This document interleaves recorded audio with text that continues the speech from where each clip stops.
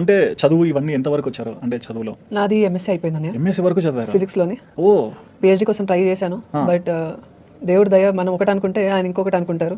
But ఆయన అనుకుందే అవుతుంది కాబట్టి plan to do my PhD, కానీ అవ్వలేదు. పాలిటిక్స్లోకి రావాల్సి వచ్చింది. మా భారతీయ పిల్లలు చదువుకోవాలి. వీళ్ళు అన్నారు, ఎందుకు మాకు అవసరం లేదు, మీ పాశ్చాత్య విద్యతో మేమేం చేస్తాం, మేము మంత్రాలు చదువుతాం. ఆయన అన్నాడు, మంత్రాలకు చింతకాయలు నైరాలతా హై.